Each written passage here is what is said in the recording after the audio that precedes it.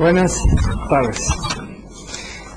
Empecemos por recordar que hay tres semánticas. Una, la semántica lingüística,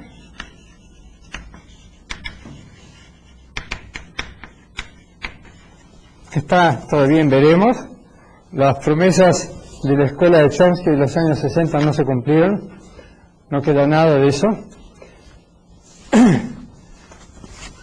Otra es la semántica de la matemática, que comenzó a comienzos del siglo, a fines del siglo pasado, primero con Hilbert, después con Padua, discípulo de Peano. Fueron los primeros en hablar del asunto. Y la semántica filosófica, que empezó con Frege.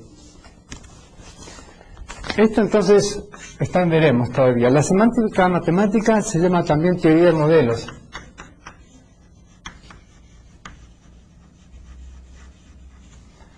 Su expresión más, hoy día es una rama estándar de la lógica,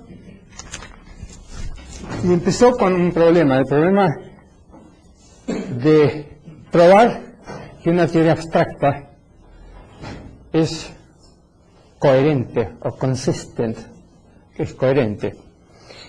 Entonces, la técnica habitual es producir un modelo, pero un modelo matemático, por ejemplo, un modelo numérico.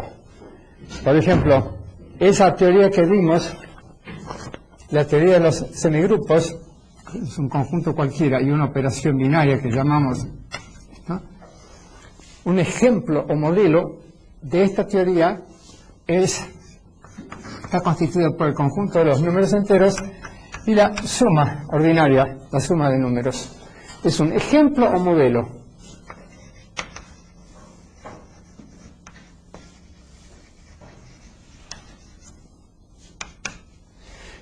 La teoría de modelos se queda dentro de la matemática, dentro de las ciencias formales. No tiene nada que ver este sentido de la palabra modelo con la palabra modelo que se usa en física o en ingeniería cuando se dice aquí vamos a hacer un modelo de un puente o un modelo de un átomo, etc. Absolutamente nada que ver. Pero algunos filósofos, los de la escuela estructuralista, no se han dado cuenta de ese pequeño detalle, y a partir de Suppice y Smith, Stegner y todo, han creído que la teoría de los modelos, que es parte de la matemática pura, purísima, explica las teorías fácticas, teorías de la física, por ejemplo. Entonces, han hecho una construcción que no sirve absolutamente de nada, porque no aporta a la teoría de modelos y hace una aplicación equivocada. Es lo mismo que aplicar la veterinaria al diseño de puentes. En cuanto a la semántica filosófica, el primero en señalar la importancia del concepto de sentido fue, lo vimos antes, Frege. No ha habido teorías propiamente dichas. Las mismas ideas de Frege, como vamos a ver ahora, eran confusas, porque significaba dos cosas con la palabra Deutung, o denotación, a veces significado, sentido, etcétera, referencia. En 1967, Donald Davidson escribió un artículo muy famoso que delineaba un programa para una teoría semántica. Pasaron 30 años y ni Davidson ni ningún otro llevó a cabo ese programa. Más aún, el programa estaba errado, porque se centraba en la teoría verificacionista del significado, la teoría del círculo de Viena, según el cual el significado de una proposición está dado por el conjunto de las operaciones de verificación o de test. Es decir, anteponía el test al significado, hacía depender el significado del test, cuando de hecho es al revés. Antes de poder poner a prueba un enunciado, una hipótesis cualquiera, tenemos que entenderla, y para entenderla esa proposición tiene que tener ya un significado. Primero viene el significado, después viene el test. Entonces dieron vuelta a la cosa y por supuesto no salió nada de eso.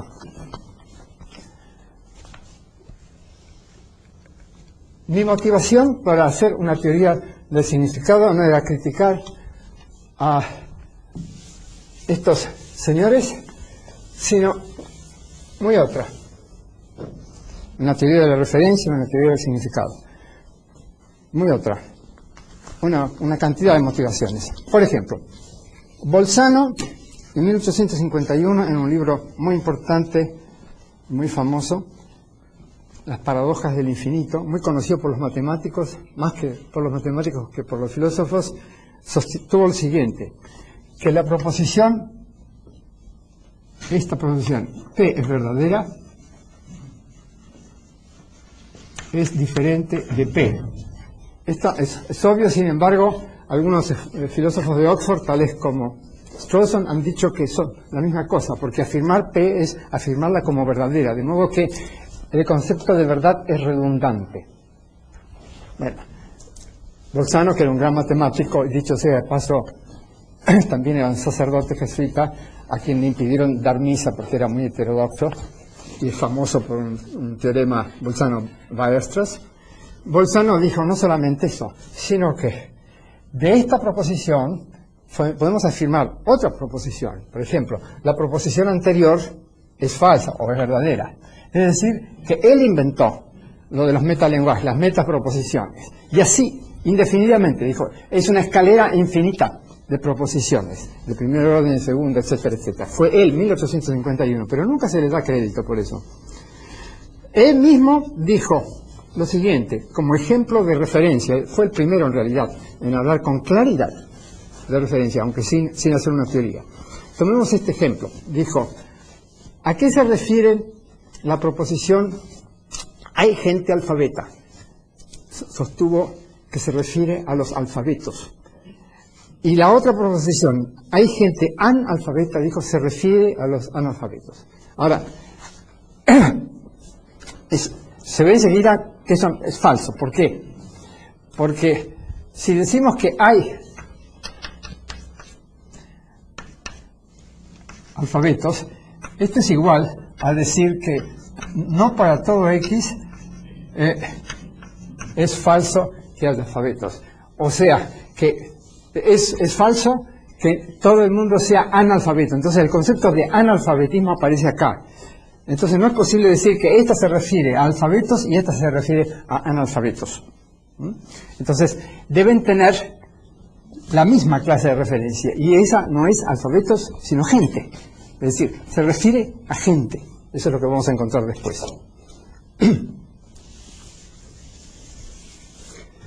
Pero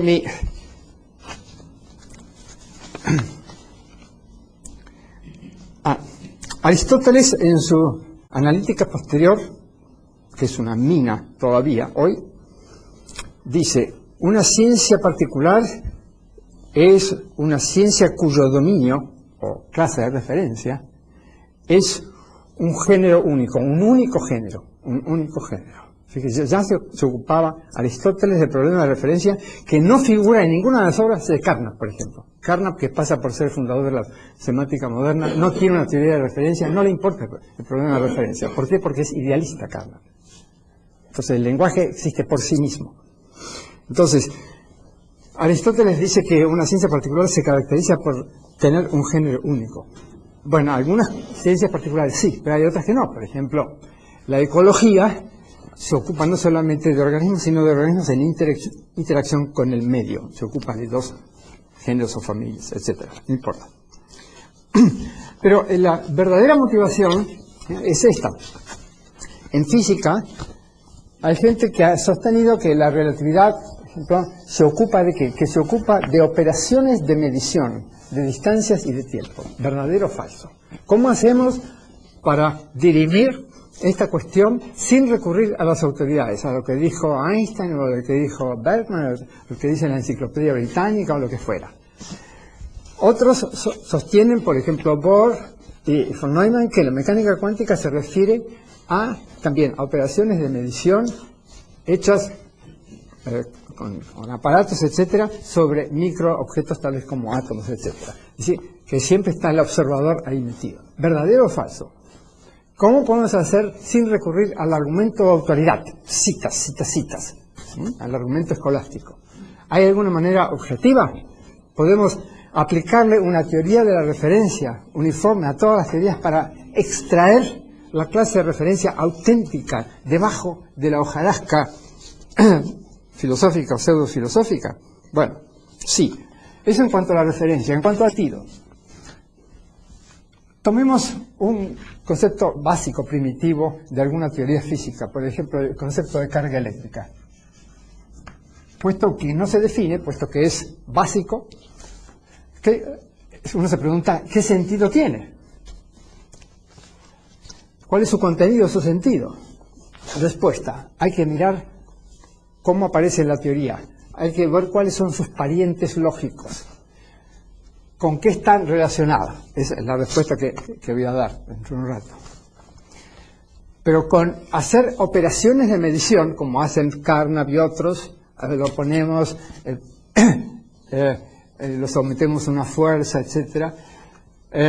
Con eso lo único que se aclara es cómo se mide la carga de un cuerpo, pero no se averigua qué es, porque el mismo procedimiento podría tal vez servir para medir la masa, etc. De modo que esos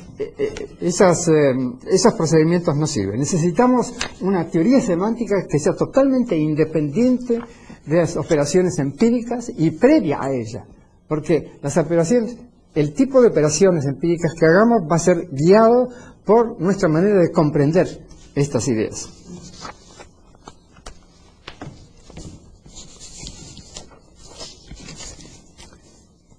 Bueno, empecemos.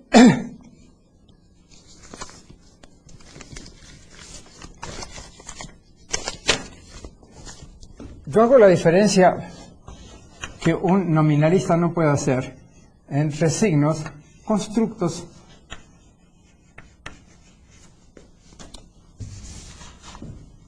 conceptos, proposiciones, teorías y objetos, sea conceptuales, sea reales o materiales.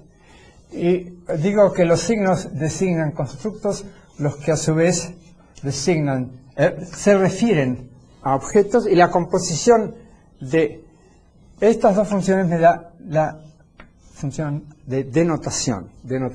Entonces digo que un signo denota un objeto. Por ejemplo, el signo, aquí tiene un cigarrillo, denota la prohibición de fumar, o una cosa así. Entonces, por ejemplo, decimos que la cifra 3 designa el concepto del número 3. Podría también cambiarse, esto es completamente convencional, a diferencia de esto, y poner esto, número romano. O en el caso de los sumerios creo que era esta. Si no los sumerios, los chinos. Alguien usó eso, no importa. Los signos son convencionales, los conceptos no.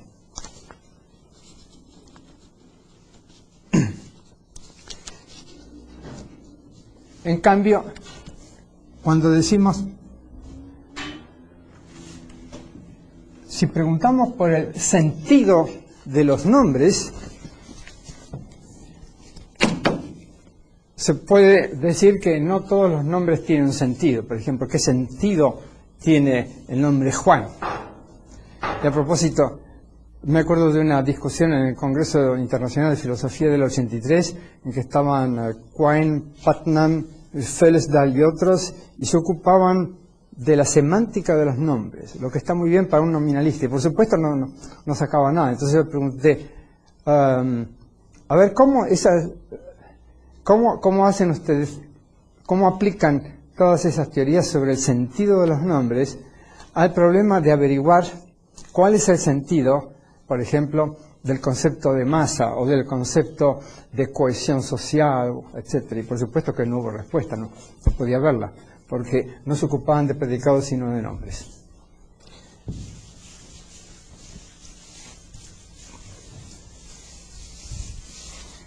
La clave, hay una cantidad de pistas cerradas. Una de ellas ya la mencioné, y es recurrir a las operaciones de medición.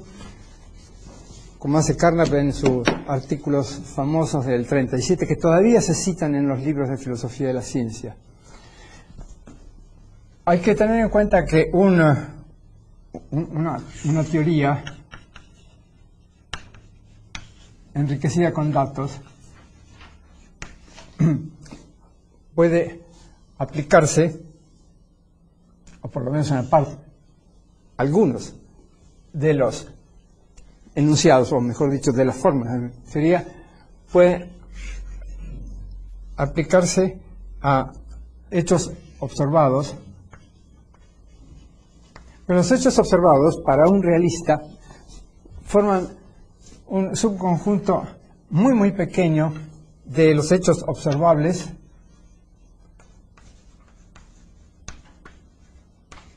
los que a su vez forman un conjunto miserablemente pequeño de los hechos reales, la mayor parte de los cuales no pueden observarse directamente. Entonces, solamente estos hechos, los observados, pueden servir como elementos de prueba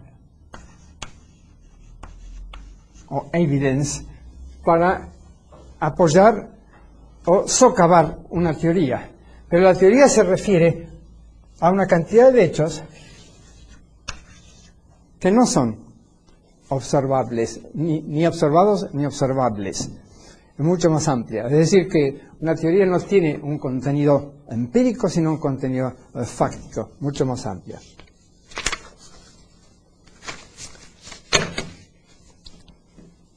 Esto entonces no nos lleva a determinar la clase de referencia de una teoría. Hay otras pistas que se han usado, por ejemplo, la gramatical, usando la gramática clásica, la gramática que no conocía la lógica. Si decimos, por ejemplo, que el referente es siempre el sujeto, pero en la gramática clásica el sujeto no siempre estaba claro. Por ejemplo, cuando se dice que la mujer es más dulce que el hombre, siempre que no sea Mrs. Thatcher. Entonces se dice, la mujer es el sujeto y es más dulce que el hombre es el predicado. Bueno, sabemos que no es así. Entonces, sabemos que la cosa es más complicada y que en todo caso esta proposición se refiere no solamente a mujeres, sino también a hombres. Y además, la gramática tradicional no dilucidaba la famosa cópula. Decía que el sujeto está pegado al predicado mediante la cópula. Llamar la cópula es simplemente bautizar un concepto, pero no analizarlo. Vamos a ver cómo se puede aclarar, cómo se puede evitar esa vaguedad. Después, un psicólogo tal como Franz Brentano, que es muy amado por los fenomenólogos, decía que hay que buscar el objeto, mejor dicho, el objeto intencional, es decir, el objeto de la conciencia asociado al constructo dado. Pero eso pide una búsqueda introspectiva y a la semántica no le interesa la psicología.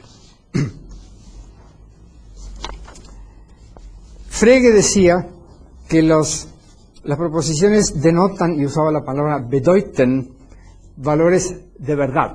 Y entonces decía, puesto que estas dos proposiciones, 2 es igual a 4 y 2 es mayor que 1, ambas son verdaderas, entonces ambas proposiciones son iguales. Bedeuten significan o denotan, no se sabe bien cómo traducir bedeuten, lo mismo. Esta ecuación figura en un escrito importante de Frege. Es por supuesto falsa. Son totalmente diferentes. Estas son. ¿Y de dónde sale? Es que esta palabra, este verbo, bedeutet, significaba unas veces para él lo que llamamos sentido, otras veces se llama referencia, pero también, explícitamente, valor de verdad.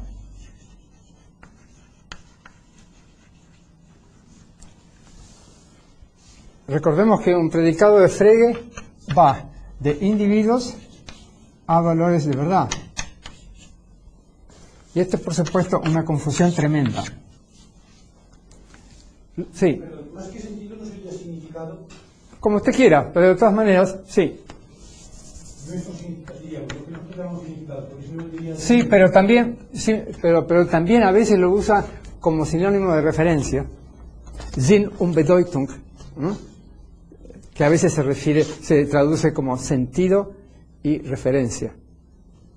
De todas maneras, el lío es tal, Frege se hace un lío tal, pero es lo mismo que digamos que criticaron a los presocráticos. Los presocráticos eran horriblemente confusos. Yo una vez le pregunté a Calogero, que era especialista en los presocráticos, pero exactamente qué quiso decir fulano, por favor no se plantee esa pregunta. Esta gente era confusa. No es que tenga un sentido muy preciso, tenía ideas muy confusas. Bueno, el mérito de Frege no fue resolver el problema, sino fue plantearlo. Es decir, esto es importante. Lo que está mal es repetir a Frege sin darse cuenta que es una confusión tremenda. Entonces, esta pista no lleva a ninguna parte. Holzweg. La fenomenología tampoco nos da una pista, porque nos dice, en esencia Husserl nos dice que los referentes son una molestia, joroban, que lo que hay que hacer es ponerlos entre paréntesis, hay que hacer la operación de la epogé, poner el mundo entre paréntesis. Disponemos de una visión especial, una visión intuitiva de las esencias de las cosas, para que ocuparse de operaciones empíricas típicas de gente baja, como tales como observar y hacer mediciones, etc. Bueno, entonces eso no anda. ¿Cuál es la clave? La clave está en la relación de predicación. Olvidemos el est, la cópula. No lleva a ninguna parte. Empecemos por un ejemplo sencillo. A ver qué ejemplo sencillo encontré acá. Aurelio es honesto.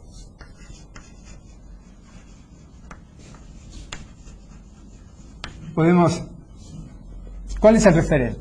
Aurelio. Podemos abreviarlo de la siguiente manera. Esta no es más que una abreviatura, pero es una abreviatura sugerente. ¿Qué sugiere? Sugiere que h es una función que evaluamos en el punto A, digamos. H es una función que va de gente a proposiciones, todas las proposiciones que incluyen H. Entonces, tomamos el valor de A para el elemento A de G, o simplemente H de A.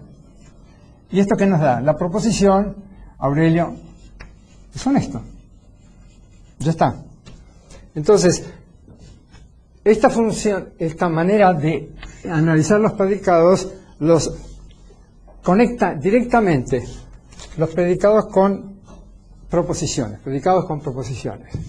Y nos sugiere inmediatamente que el referente del predicado H es igual, en este caso, a gente, es decir, el dominio del predicado.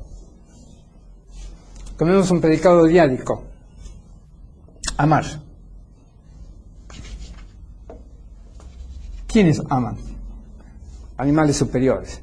En todo caso, amar es entonces una función, se puede analizar como una función que va de pares de animales a proposiciones que incluyen el predicado a redonda. Y así sucesivamente, triádicos, etcétera, etcétera. En general, entonces, un predicado va a ser representable o analizable como una función que va de un producto cartesiano de n factores al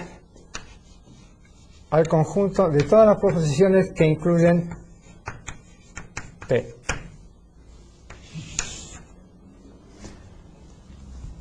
Entonces, primer postulado de mi teoría de la referencia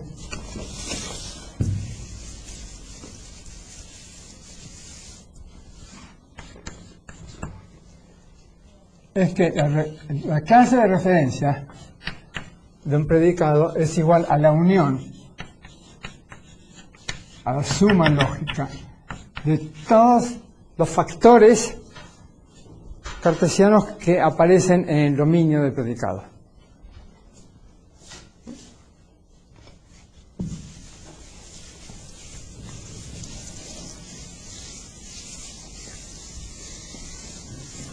Y esta es la función de referencia para predicados. Pero por supuesto necesitamos una función diferente para los enunciados. Entonces, segundo postulado para los enunciados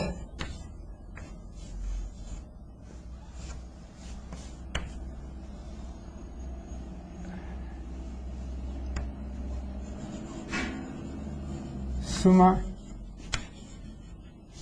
de las clases o de los referentes, las clases de referencia de los predicados que figuran en el enunciado S. El caso más sencillo, tomemos una proposición atómica de este tipo. Esta entupla tiene la propiedad P. ¿Cuál es la clase de referencia? Simplemente los individuos que figuran aquí. Las variables, si ustedes quieren, o los argumentos, siempre son individuos. La clase de referencia está formada por individuos. Los individuos, a su vez, pueden ser clases, ¿no? Lógico.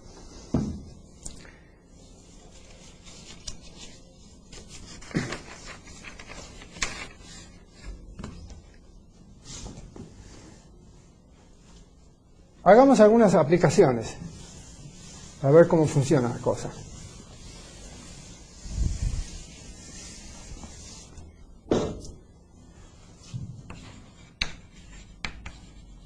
¿De qué se ocupa la lógica? Y en particular, ¿tiene la lógica algún compromiso ontológico? Es decir, ¿supone algo acerca del mundo? Veamos, tomemos un operador, el único operador, un operador unario de la lógica. ¿Cómo puede analizarse? Como una función que va o bien de predicados a predicados o bien de proposiciones a proposiciones. Tomemos, en el cálculo de las proposiciones, cálculo proposicional, los elementos son proposiciones que no se analizan. Entonces, la clase de referencia de la negación es igual simplemente a la clase de todas las proposiciones. Tomemos la disyunción. ¿Qué hace la disyunción? Es una función que manda. Hilbert prefería escribir la disyunción así. Y con razón, ¿no? Aunque no lo dijo, esto sugiere que ese es el valor que toma esta función en este punto. Entonces, ¿qué hace? Lleva o manda pares ordenados de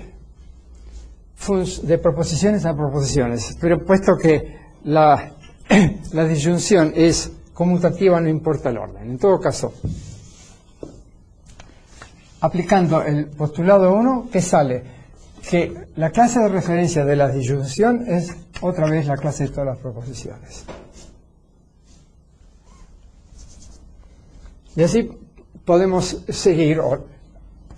Si nos fijamos, por ejemplo, en la relación de deducibilidad sintáctica, que decimos que el conjunto de proposiciones A implica lógicamente el conjunto de proposiciones B.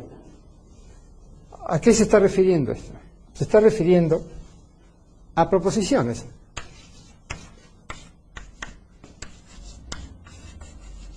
Y en general, entonces, la referencia de esta relación es una clase de proposiciones. La lógica, entonces, se ocupa de proposiciones o se ocupa de predicados. Estos pueden ser predicados también. Se ocupa de predicados y proposiciones. No, independientemente de lo que signifiquen. Estos predicados o proposiciones se toman en forma completamente general en lógica, lo que ustedes saben. Se hace abstracción del contenido. La lógica no tiene otro contenido que el dado por las fórmulas de la lógica. Pero sus referentes son siempre clases indeterminadas de proposiciones o de predicados.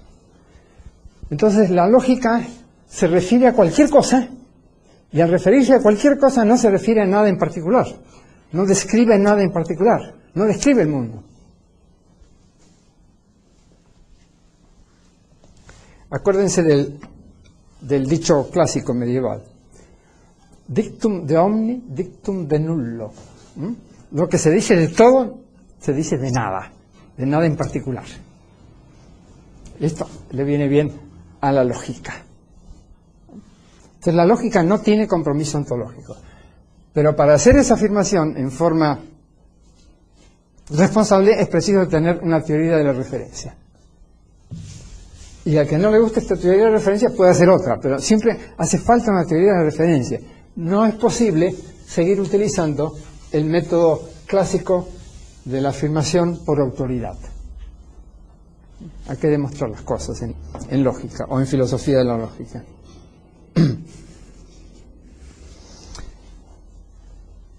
Vemos ahora el caso muy particular que interesa para las ciencias y las técnicas de la referencia fáctica.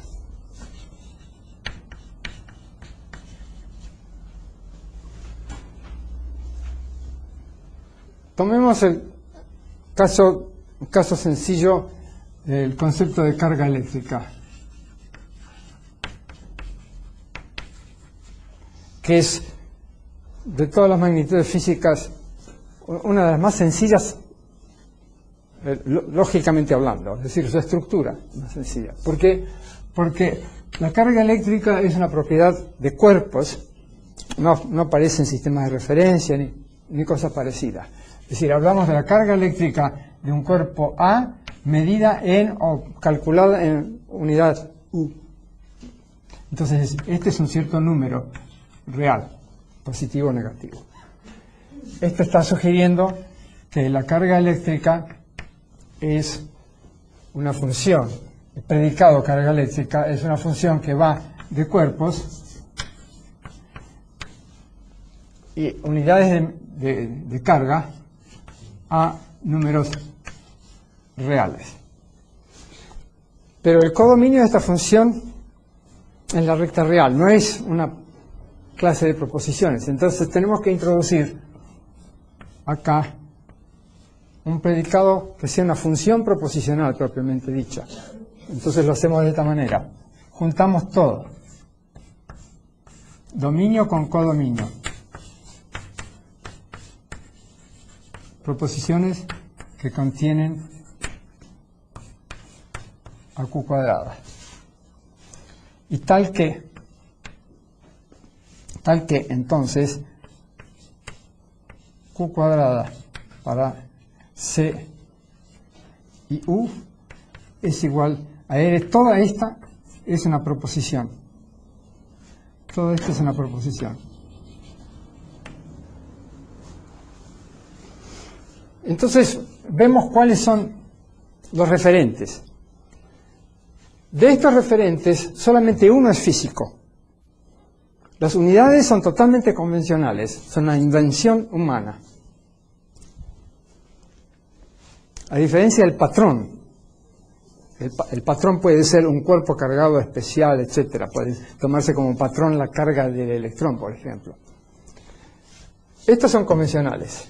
Estos son conceptos, los números reales. Lo único real o lo único material es esto. Entonces, introducimos acá la función referencia fáctica. Referencia fáctica es simplemente esto. Nada más. Olvidamos todo lo demás. Entonces, cada vez que nos encontramos con una función en física o en biología, lo que fuere, podemos averiguar a qué se refiere usando esta teoría de la referencia.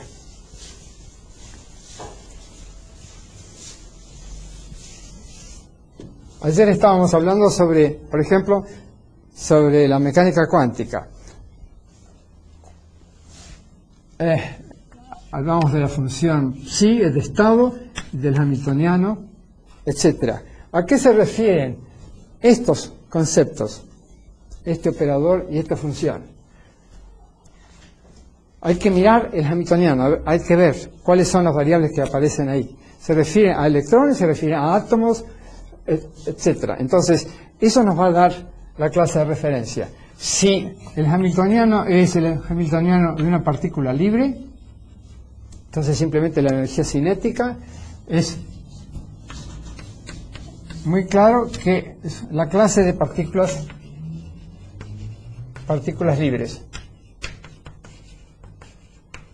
Aquí no aparece ninguna mención, ninguna referencia a aparatos de medición, observadores, nada. Entonces toda esa superestructura filosófica creada por Bohr y que todos los físicos siguieron en forma totalmente dogmática, no sirve de nada, es falsa.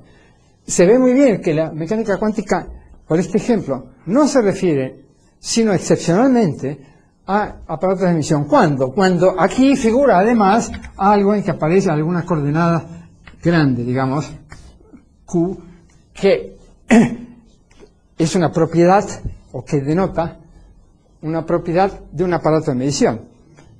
Pero en la mayor parte de los casos calculamos propiedades de partículas libres o de partículas en campos eléctricos o campos magnéticos, de moléculas, de átomos, de lo que fuere. Y ahí no aparecen para nada los aparatos de medición. Los aparatos de medición no sirven como referentes, sino que sirven para poner a prueba algunas de las consecuencias de la teoría, nada más.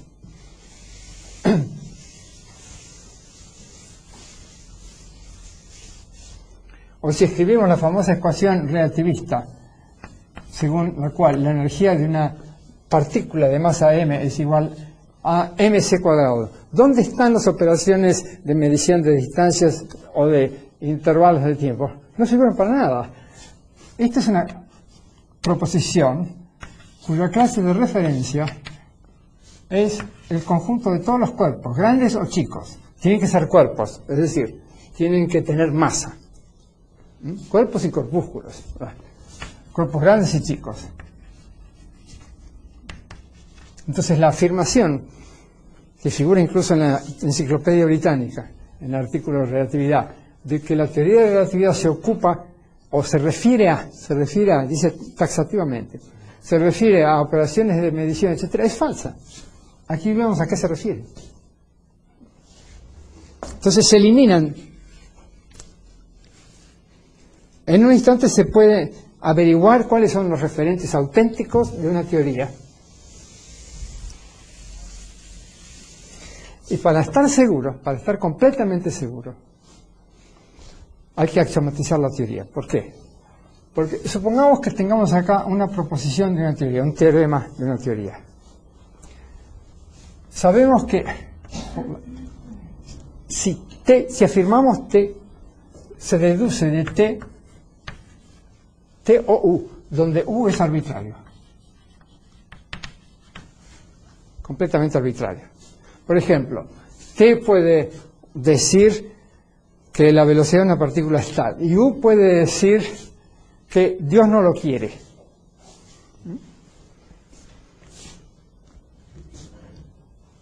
Entonces, esto se puede reformular de la siguiente manera.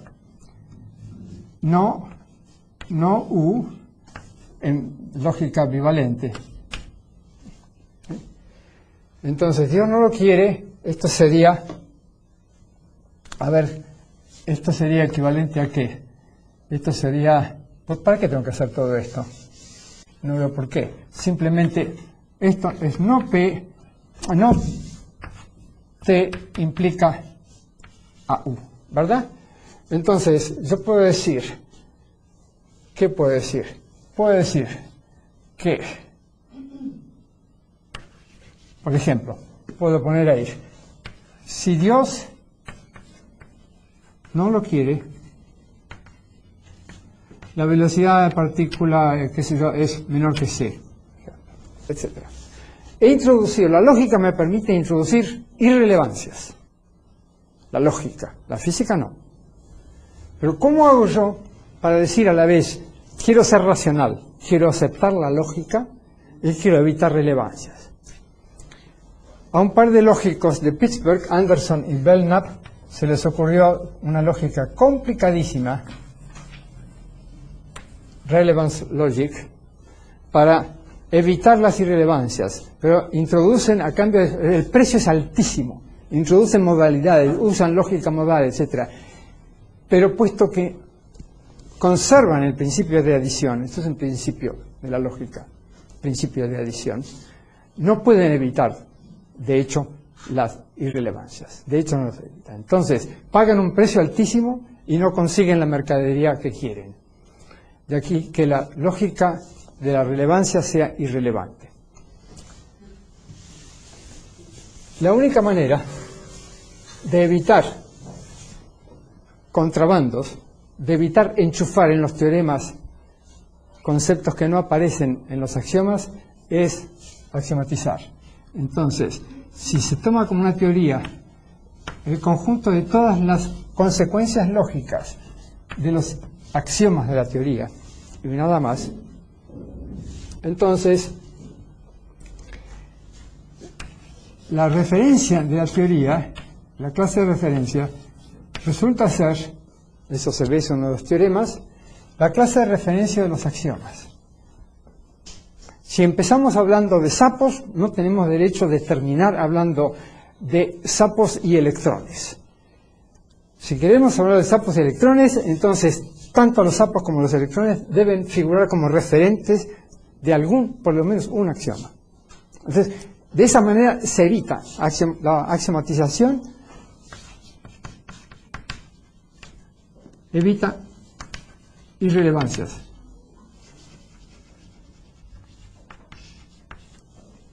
Podemos seguir usando, por supuesto, el teorema de adición siempre que, y esto nos lleva a Aristóteles, que en alguna parte dice algo sobre eso.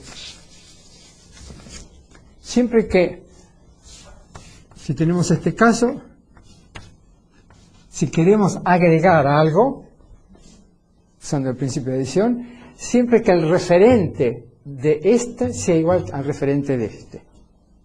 Entonces, con esta condición, referente de U igual al referente de T. Esta condición no hace falta ponerla expresamente si axiomatizamos la teoría.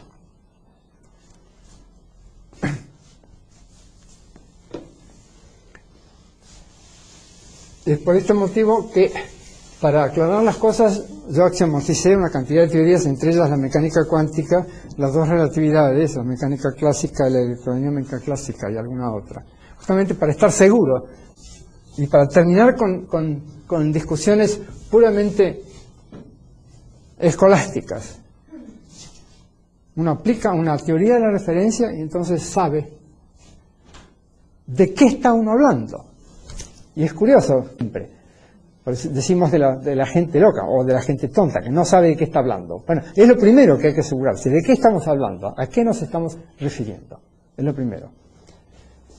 Y cuando las teorías al comienzo nacen en forma medio oscura, nacen el procedimiento, así como los niños recién nacidos nacen bañados de sangre y rodeados de placenta y qué sé yo cuánto. Bueno, todo eso hay que limpiarlo y se limpia a medida que crecen. Pero el proceso de crecimiento, de desarrollo de una teoría, tarda mucho si la nodriza es una mala filósofa. Todos los rastros del nacimiento quedan. Hay que lavar al niño en cuanto nace.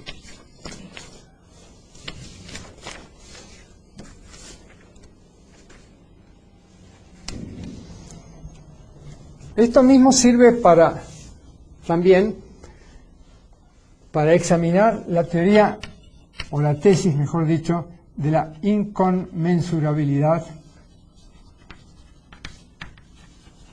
de teorías rivales, propuestas por Kuhn y Feyerabend.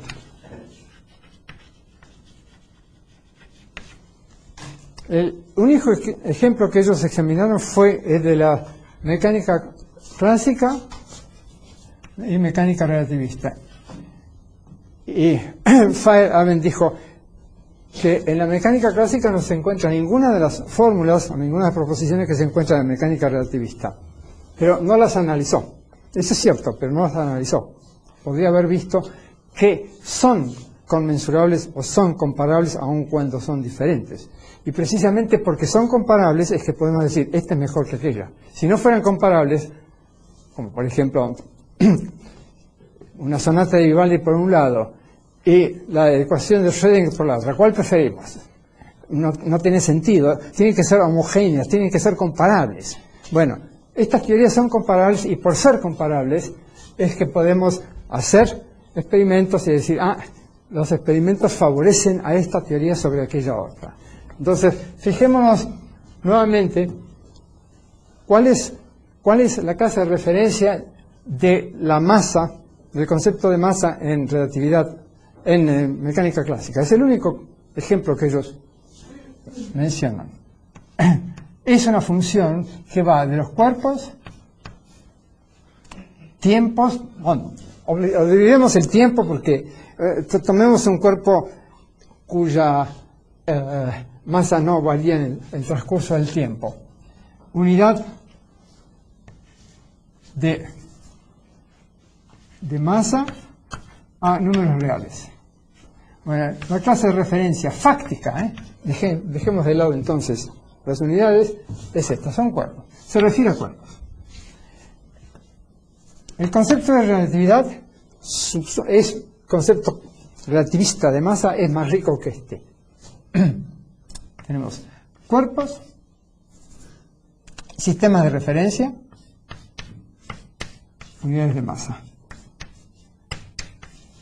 Es decir, si fijáramos si conviniéramos en que vamos a usar solamente un sistema de referencia, por ejemplo, este laboratorio, entonces esto coincidiría con este. Entonces, pero en general, la clase de referencia de este concepto más amplio es esta más esta, que se ve que incluye a este otro. Es más amplia esta clase. Es decir, es comparable. Esta teoría es más general que esta. Entonces sí son comparables, son conmensurables. Entonces, nuevamente, una teoría simplísima de las referencias permite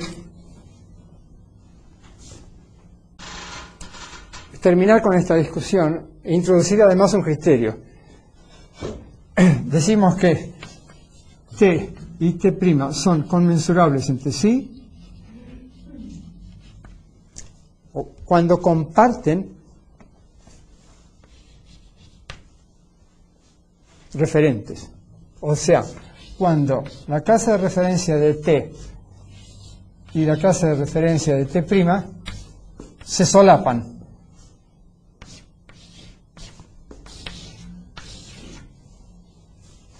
O, con el caso de la relatividad, están incluidos. Basta eso, se solapan parcialmente o totalmente.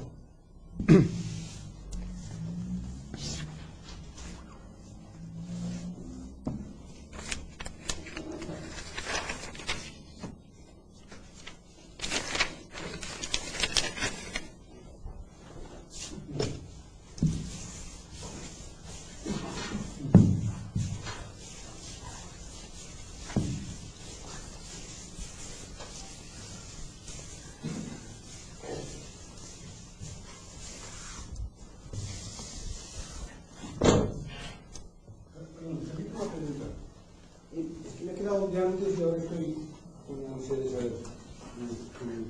Cuando ha dicho que para eliminar la relevancia.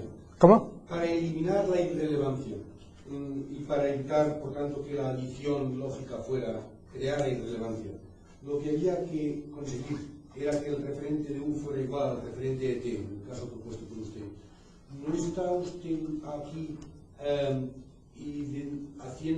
proponiendo una teoría de la referencia que es una teoría del significado? Es decir, no está cayendo en error.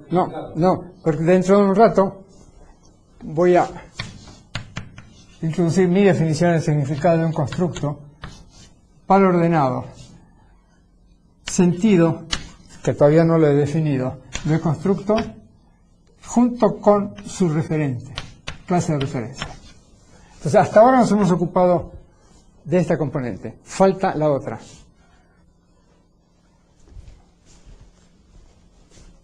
No, lo digo porque al formularlo diciendo que el referente de U sea igual al referente de T. Tiene sentidos diferentes. Pueden tener sentidos diferentes, completamente diferentes. Si no, sería una redundancia, ¿no? Pero no hace falta agregar esa condición. Sí se axiomatiza la teoría. Lo que pasa es que hay muy pocas teorías axiomatizadas y cuesta mucho trabajo axiomatizarlas y la gente es vaga, pero además de eso, para peor, hay un cierto prejuicio en contra. Se cree que es un ejercicio puramente formal. Y no lo es, tiene importancia filosófica. Se pueden evitar discusiones filosóficas completamente estériles, que han durado en el caso de la mecánica cuántica desde 1920 y pico hasta ahora, son 70 años de discusiones estériles, totalmente estériles. A que han dado de comer a mucha gente es otra cosa, ¿no?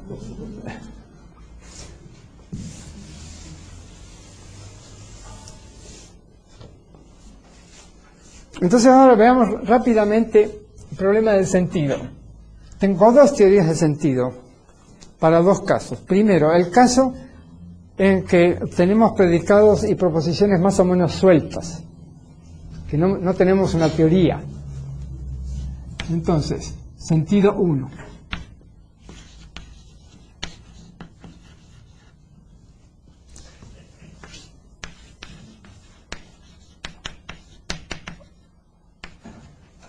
En alemán Sinn, o en inglés sense.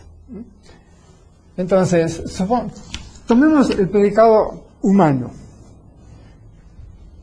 ¿Qué decimos que caracteriza al ser humano? Bueno, según Franklin, Homo faber. Entonces, faber. Según Chomsky, loquens. Capaz de hablar. Según Aristóteles, racional. Y además, social. Zoon político. Político no quiere decir político, sino social, ¿no? Social.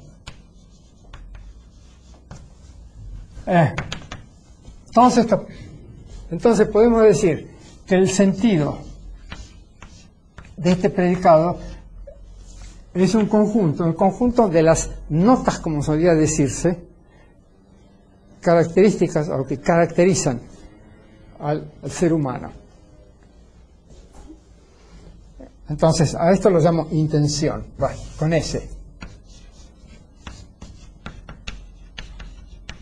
Que no tiene absolutamente nada que ver con la intención con C, o sea que todo lo que se ha escrito bajo la influencia de de Brentano, intencionalidad y qué sé yo cuánto, creyendo que Brentano hacía semántica en lugar de hacer psicología, es completamente irrelevante.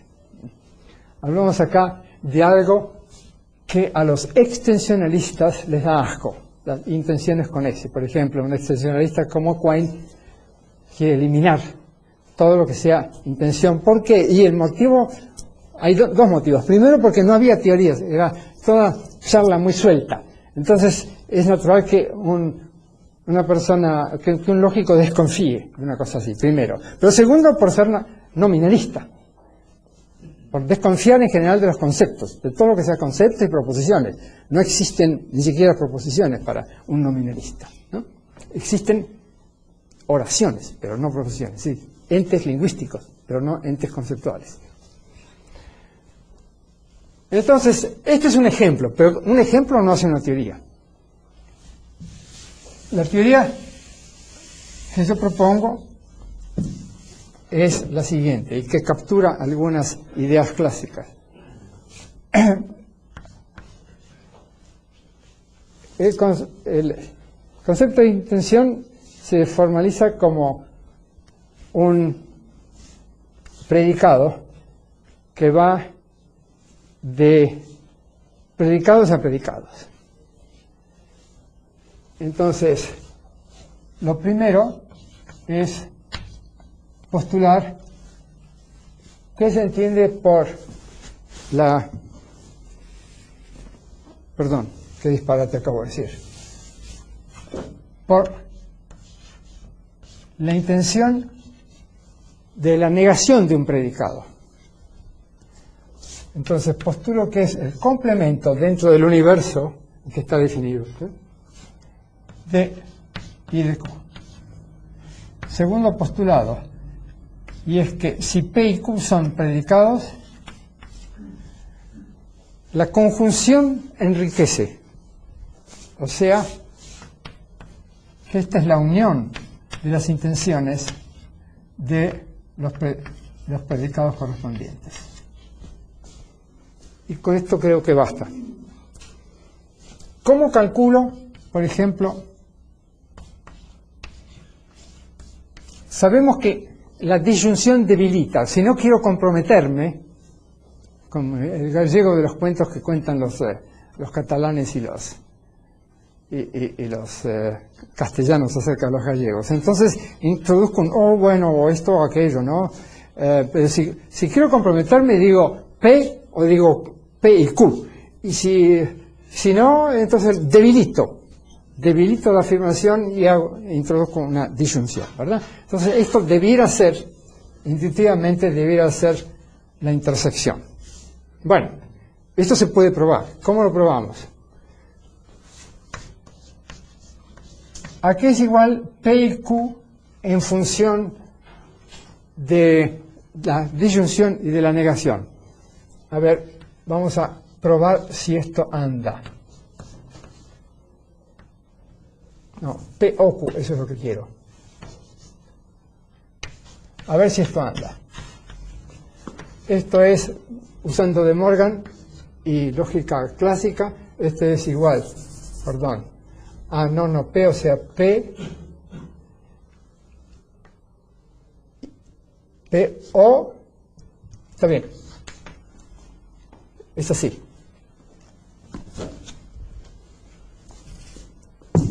Es así. Entonces ya tengo acá lo que necesito. La intención de esto es igual a la intención de esto. Aplico el primer postulado y me da que este es el complemento de la intención de ¿qué? De la intención de no P y no Q. Ahora bien, la intención de una conjunción es igual a la intención de primer conjoint, como se dice, unión, intención de no Q, y a su vez, otra vez aplicando De Morgan, este es igual a la doble negación de P unión, no, ¿qué estoy diciendo? De Morgan. Intersección, doble negación o doble complemento de I de Q. Pero esto es igual a I de, la intención de P, intersección de Q. O sea, tomo el conjunto de predicados que me da la intención de P, el conjunto de predicados que da la intención de Q, tomo su fórmula de intersección y aquí tengo. Lo mismo pasa con las demás conectivas lógicas, implicaciones, etcétera, etcétera, ¿no? Todo eso se hace en un par de minutos. Ahora bien, esto es muy primitivo. Empezamos por decir que los predicados estaban dados por sus notas. Por ejemplo, el triángulo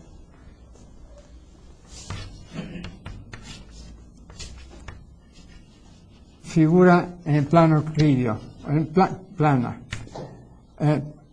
3 lados, 3 ángulos. Es una descripción. En ciencia nos interesa, y en técnica también, averiguar el sentido de predicados que figuran en teorías. Entonces la idea intuitiva es la siguiente.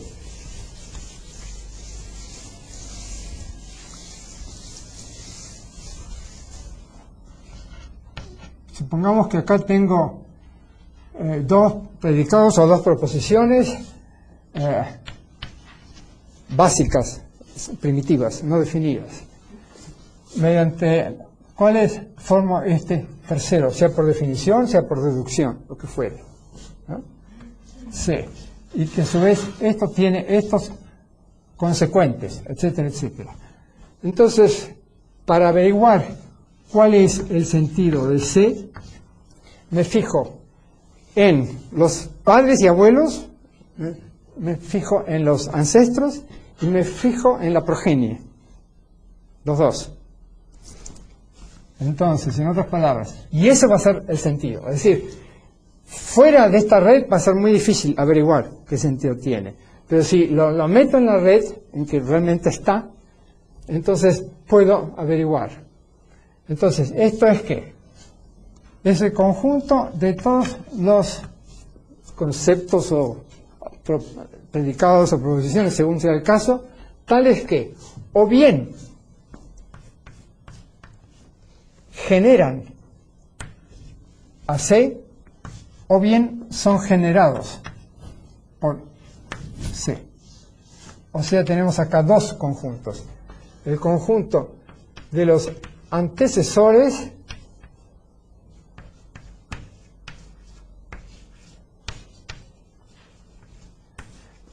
unido al conjunto, bueno, si quieren, para evitar líos, unido al conjunto de los sucesores o progenie.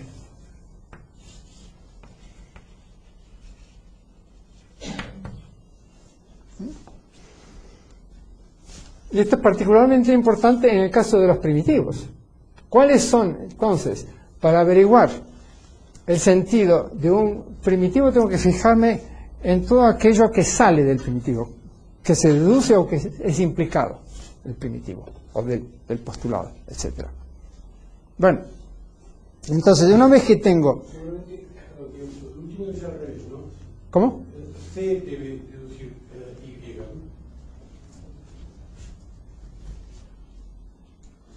¿no? Sí, perdón. Gracias. Por supuesto, sí. C y se deduce de C. Claro. Sí, gracias. Entonces, este es el sentido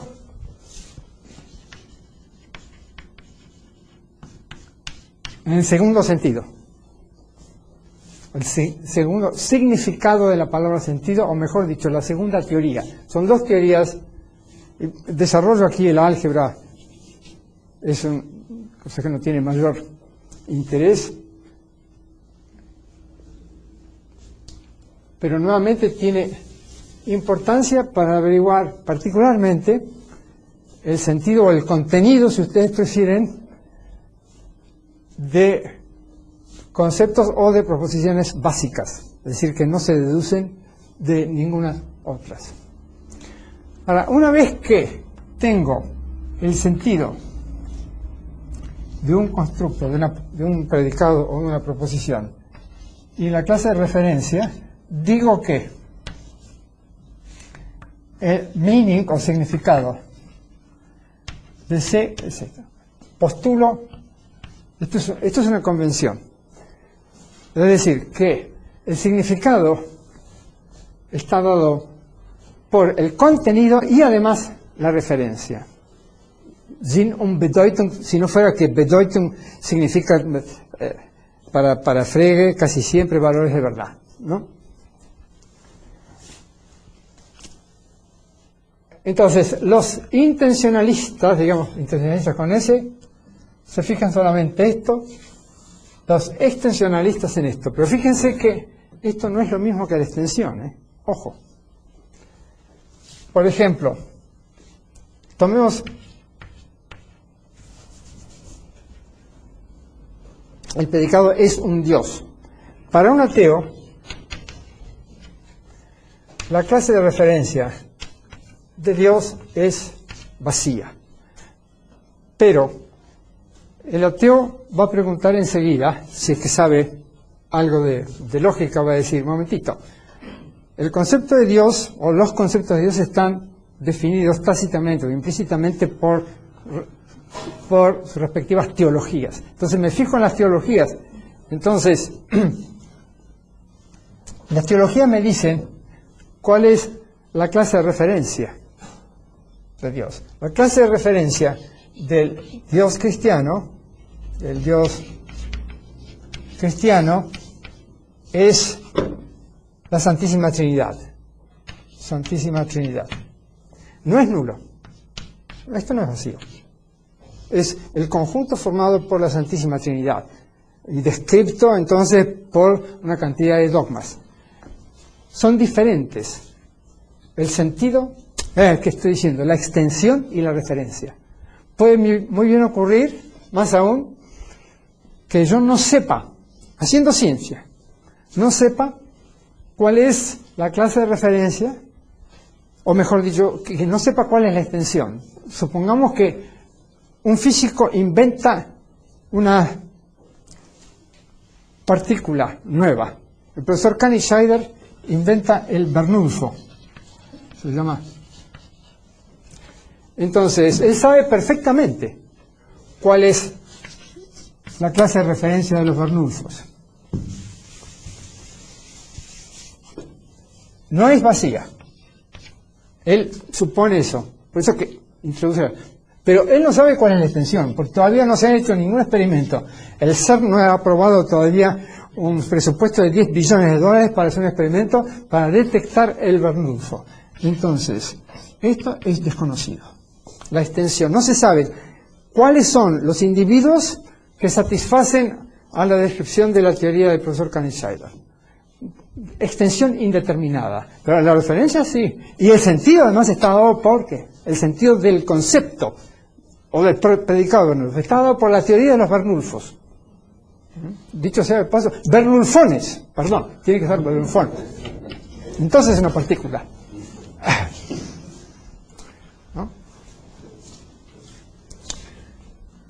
Entonces, esto es importante. Los extensionalistas no tienen razón. Hace falta la referencia. Que además necesitamos el concepto de extensión, sí, pero es trivial. El concepto de extensión es completamente trivial. Determinarlo no es. Hay que hacer experimentos, observaciones, determinar quiénes son los individuos que caen dentro de la clase. Eso no es una operación empírica esa. Pero el concepto es trivial. La extensión de un predicado es simplemente el conjunto de todos los objetos que satisfacen ese predicado. Y ya está, listo. Es una cuestión de definición y no de teoría. Pero esto cuesta mucho trabajo darse cuenta de que la clase de referencia no es lo mismo. Un ejemplo más contundente puede ser este. Tomemos un predicado diádico. Entonces, un predicado diádico. La clase de referencia, de predicado diádico, un predicado diádico, entonces, definido como una función, este es el dominio, producto cartesiano, proposiciones que contienen a D, entonces la clase de referencia es A unión B. Ahora bien, ¿cuál es la extensión de ese mismo predicado? Es el conjunto de los pares ordenados que pertenecen precisamente a esta región del plano, digamos, están acá, X, de plano AB, y tal es que, en efecto, es verdad que X está relacionado con Y por la relación T, ¿no? Entonces vemos que esto es plano, está todo chato. Por decirlo en forma intuitiva, la función de referencia achata, aplana. Acá no. Acá tenemos un producto cartesiano. Entonces se ve, la diferencia es bastante obvia. Y sin embargo la confusión es constante en la literatura. Entre clase de referencia y clase y extensión. Supongo que la extensión no tiene que ser comprobada siempre empíricamente, porque puede ser extensión de objetos no empíricos. Ah, seguro. ¿Verdad? Seguro. Sí, así es. Según el tipo de referencia, tendrá determinada también una extensión. Ah.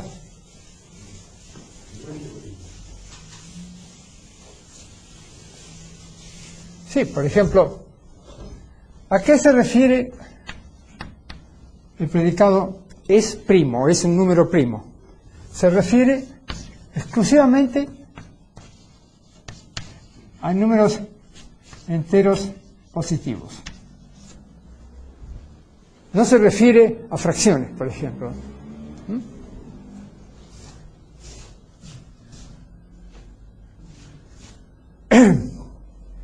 Y a propósito, la extensión de ese predicado es desconocida. ¿Por qué? Porque no tenemos una fórmula que nos dé el enésimo número primo en función precisamente de n. Esto se viene buscando desde hace más o menos 2500 años, desde la época de Euclides, todavía no se encontró. Y sería muy irresponsable el profesor de matemática que diera como tema de tesis encontrar esta función, ¿no? Porque tomaría tal vez otros 2500 años.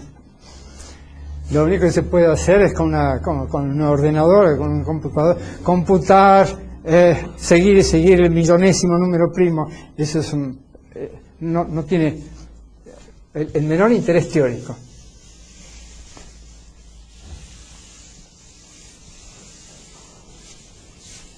Pero usted puede decir la tortuga es un número primo. Pero es un disparate. Ya. Entonces, la clase de referencia de esa proposición, números primos y tortugas, ¿no? Eso se puede decir, pero no tiene sentido ni en tortulogía ni en teoría de números, ¿no? Es decir, no es que sea verdadera ni falsa, no tiene sentido. Entonces, al no tener sentido, no tiene valor de verdad, porque no se puede poner a prueba. No se entiende siquiera qué significa, es una juxtaposición de palabras. Es como las frases célebres de Heidegger. No es que sean falsas, simplemente no tienen sentido. Pero el sentido de es una proposición, por esto. Sí, yo diría que es una oración, pero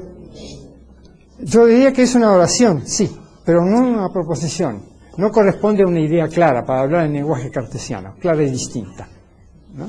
Ahora es lindo el ejemplo, la tortuga es un número primo. A las tortugas seguramente, a alguna tortuga se le ha ocurrido eso.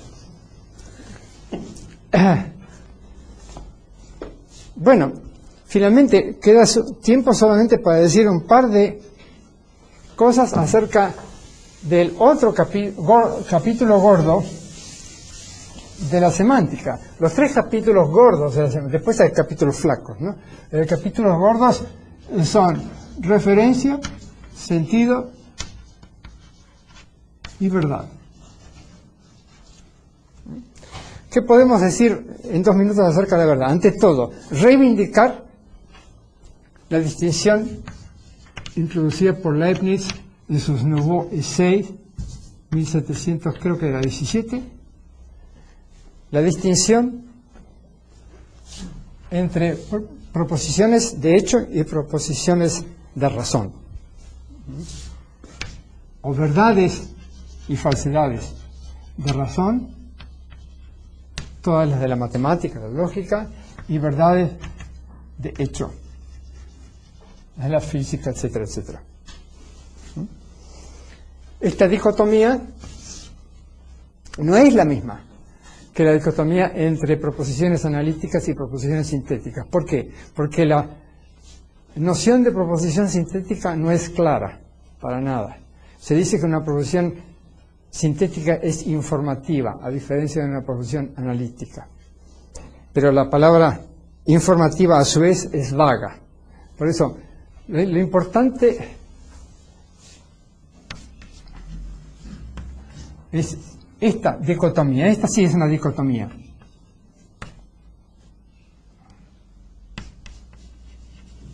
O fácticas.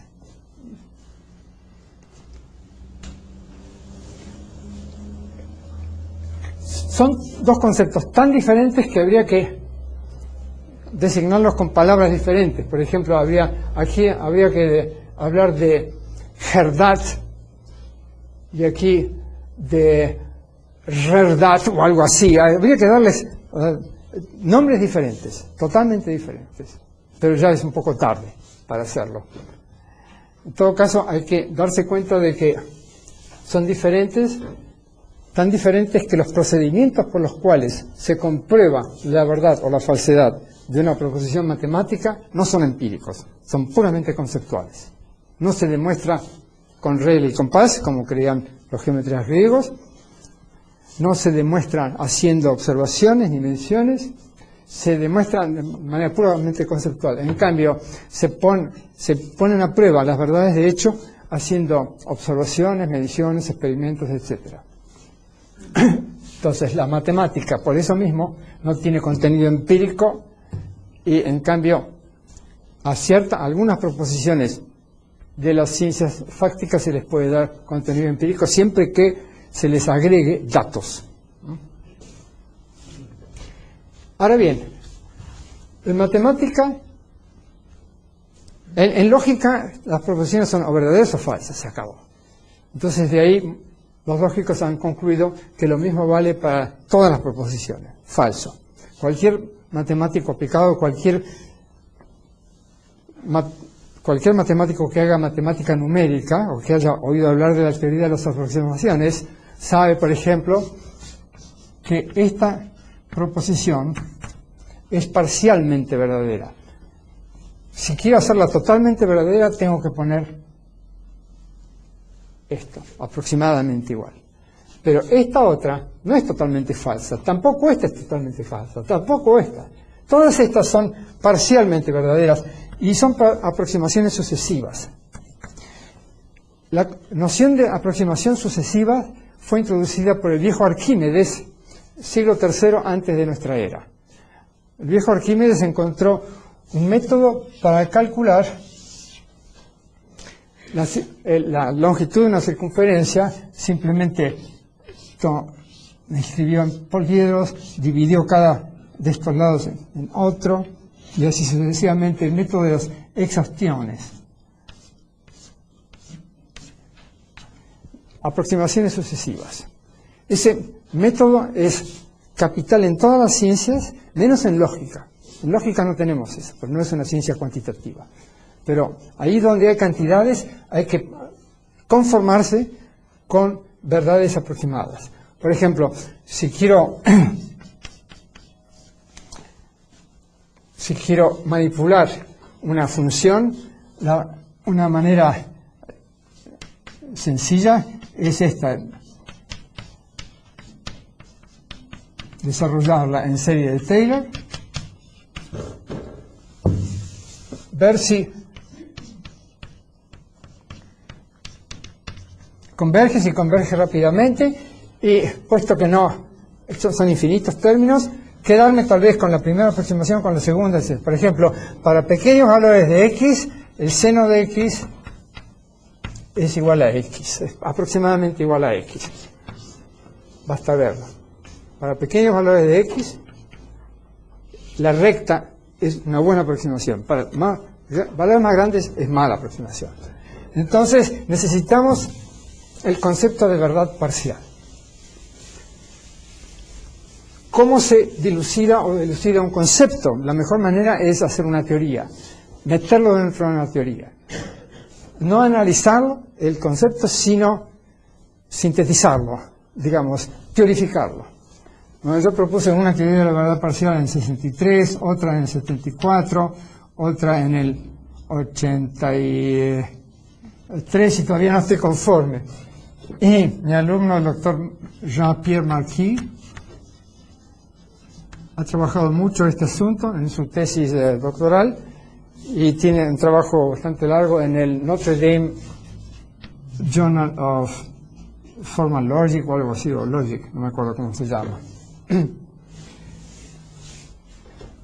La idea más primitiva que a uno se le ocurre es esta. Supongamos que tengo una disyunción, entonces el valor de verdad de esta disyunción es el supremo de P y Q, o mejor dicho, de los valores de verdad de P y de Q, y para una conjunción el ínfimo. Pero esta es demasiado tosca y no es muy satisfactoria. Hay una cantidad de paradojas que se presentan. Si la verdad parcial de P es igual a un medio, entonces de aquí saldría que la verdad parcial de no P también es un medio. ¿Okay? O sea, en todo caso, este es un campo muy poco explorado o mal explorado, en particular porque ciertos filósofos tales como Reichenbach, Carnap y Popper han querido identificar el valor de verdad de una proposición, sea con la probabilidad, sea con la improbabilidad de la proposición. Para Reichenbach identificaba valor de verdad de una proposición con la probabilidad de la proposición. Y Popper con la improbabilidad. Pero esto falla por la base. No se puede asignar probabilidades a las proposiciones, porque las proposiciones no son fenómenos, no son aleatorios. Sobre todo las proposiciones que pertenecen a una teoría, son cualquier cosa menos dadas al azar. Cualquier cosa. Y no hay probabilidad sin azar. Sin azar no se puede hablar de probabilidad, se puede hablar de plausibilidad, cualquier cosa, pero probabilidad en sentido del cálculo de probabilidades solamente se puede aplicar a procesos o acontecimientos al azar. Entonces, no quiero decir mucho más sobre esto porque todavía está en el taller.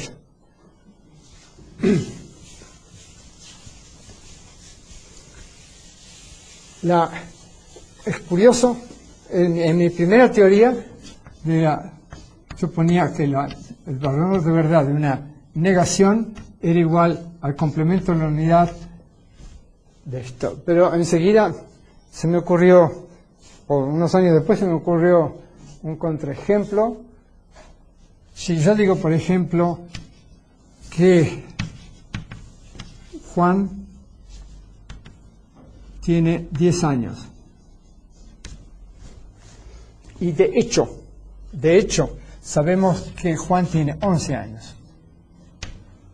Entonces, ¿cuál es el error que cometo? Es de 1/10, no es gran cosa, 10%. Ojalá todas las verdades de que disponemos fueran tan precisas, ¿no?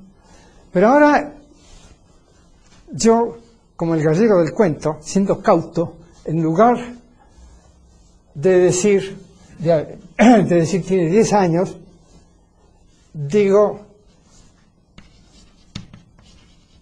Juan no tiene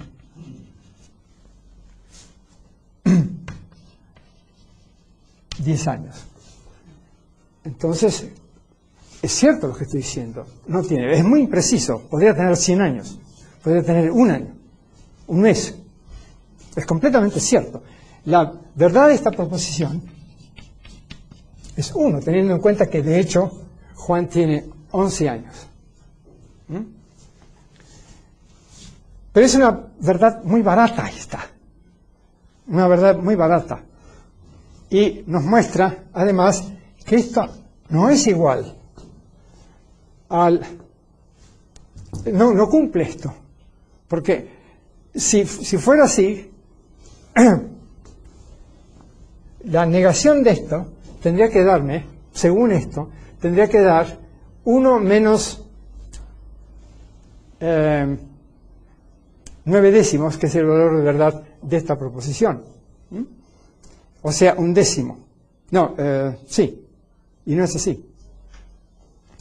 Entonces, eso sugiere que hay que complicar un poco la teoría, que en otras palabras, hay contraejemplos, hay excepciones. Y muy importante, que hay que modificar la primera teoría, es por eso que me gusta más la que viene el tomo 5 o 6 de mi tratado. Bueno, eso es un tema que da para mucho y que lo que tiene interesante es que se puede conectar con 2 ramas bien establecidas de la matemática aplicada: cálculo de errores y teoría de la aproximación.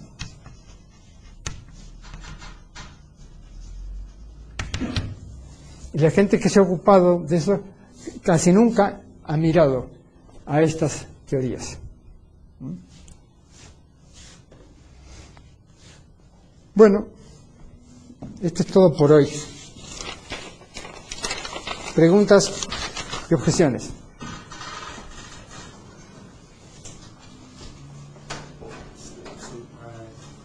La pregunta que os le he hecho sobre lo de la tortuga es un número primo. Según entonces entiendo, esta oración no es ningún constructo. Yo diría que no designa ninguna proposición. No es ningún constructo. Sí, así es. Porque No tiene, hablar del sentido. pues no tiene sentido. Tiene referentes, tortuga y números primos, pero no tiene sentido. Así que es un buen... hablar de referencia es que es un constructo. Sí, no, bueno, está bien. Ok, me agarró.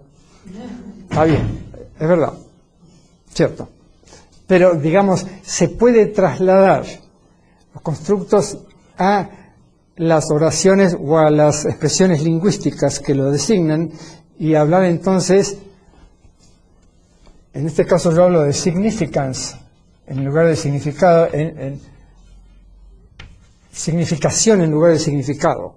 Significación de una expresión lingüística, ¿no? Que sería entonces igual al significado del constructo designado por la expresión lingüística, ¿no?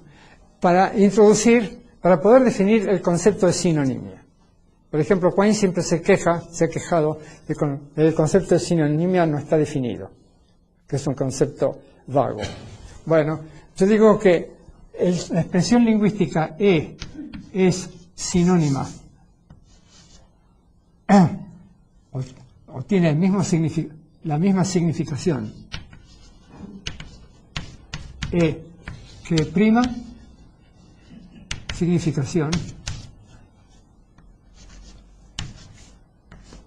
si y solo si el significado de E es igual al significado del constructo. El significado del constructo es el prima, donde, a su vez, aquí tengo que poner como antecedente, si E designa a C' y E', bueno, designa a E, entonces, ¿ok? Es decir, traslado entonces a los constructos, ¿no? Me fijo qué designan, qué constructos designan, me fijo si son sinónimos, si tienen entonces el mismo sentido y la misma referencia. Entonces, a ver, demos un ejemplo sencillo de dos predicados que tienen el mismo referente y el mismo sentido, de modo tal que sus respectivas expresiones lingüísticas, letras o palabras, lo que fuere, tienen la misma significación.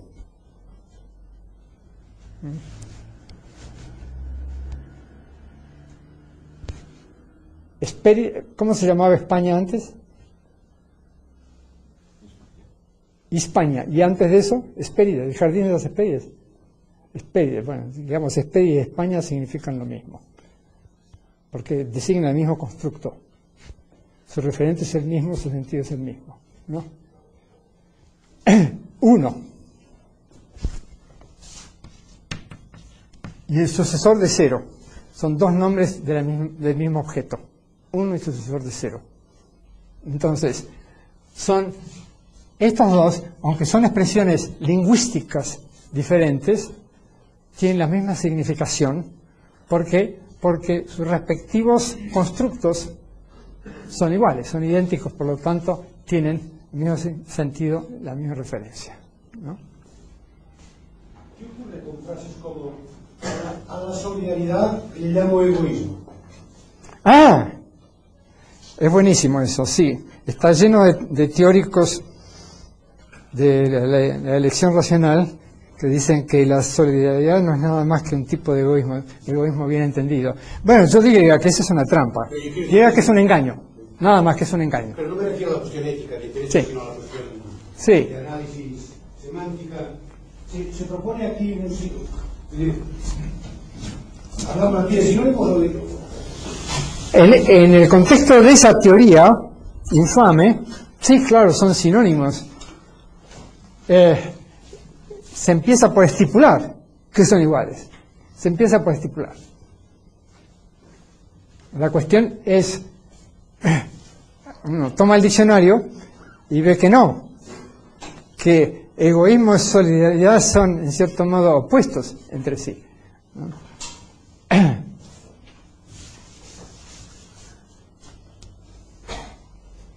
Por eso no se necesita ninguna teoría semántica.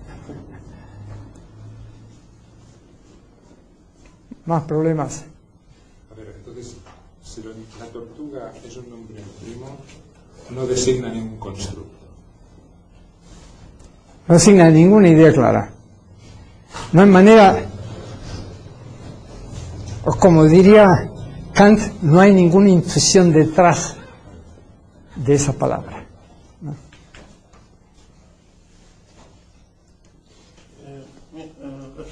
El problema de la referencia de una teoría concreta.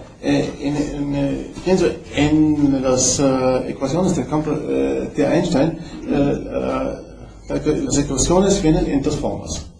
Y una de esas formas tiene un cierto parámetro, el parámetro de lambda, y hay tantas dificultades en indagar la referencia de este parámetro. Hay varias conjeturas, hasta ahora no se sabe a qué se refiere. Y hay una lucha gigante entre los astrofísicos si hay que poner ese lambda 0 o no. Y hasta ahora no se sabe qué pertenece al lado izquierdo, al lado derecho, tiene que ver con la materia, tiene que ver con la curvatura, la estructura del espacio, o si no tiene un significado alguno. ¿Por qué es tan difícil indagar en la referencia de este parámetro, aunque se sabe muy bien a lo que refieren los demás parámetros, la curvatura y el tensor de la materia? Hasta ahora es un problema no resuelto. Bueno, eso lo hace muy sospechoso, esa lambda. Es decir, si tomamos acá fuentes del campo gravitatorio, o sea, cuerpos y campos de radiación, cualquier cosa menos un campo gravitatorio. Entonces, está descrito por el tensor materia. Entonces, decimos que la geometría está determinada por la materia, ¿no es cierto? Y ahí, ahora le agregamos esto, ¿no es cierto? Entonces la cuestión es, aquí sabemos a qué se refiere esta proposición. Se refiere a la referencia de esta ecuación originaria, no, es la primera de Einstein, Einstein 1. Einstein 1 es cuerpos y campos, vamos a poner acá, todos los campos. ¿Y a qué se refiere esto? Bueno, podríamos decir que se refiere a lo mismo, puesto que forma parte de esta ecuación, esta E2.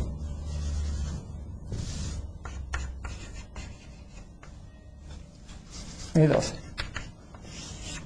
Lo que no se sabe es exactamente qué representa. Sabemos a qué se refiere, pero no qué representa. Porque esto sabemos que representa la densidad de la distribución de la materia. Esto sabemos que representa la estructura del espacio-tiempo, que está ligado a esa espacio. Esto no sabemos qué significa, en el sentido de que, si bien se refiere a lo mismo, el sentido no lo conocemos.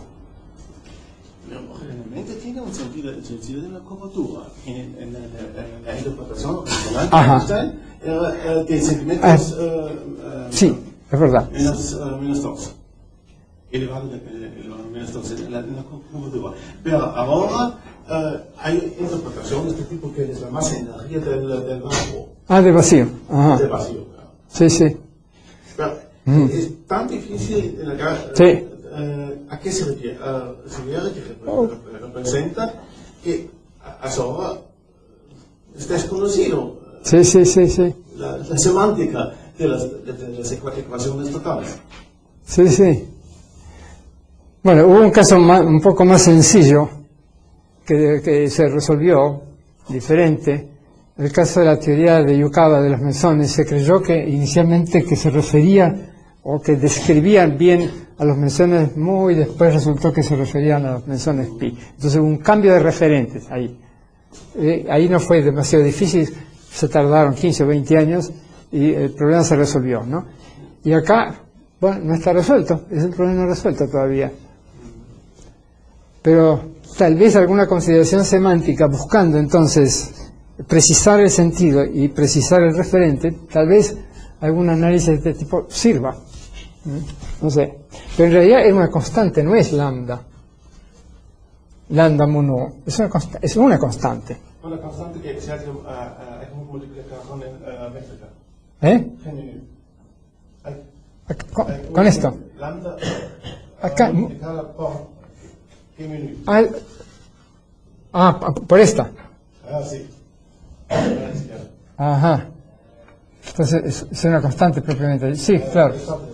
Sí. No, hay que añadir lambda. Sí, pero no se puede, porque este es un tensor y este es un tensor. Lambda por qué minuto. Bueno.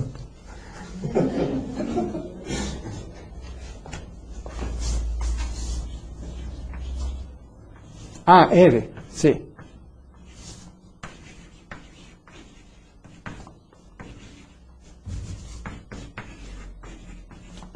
Sí. Sí. Gracias. Sí. Bueno. No, fallo.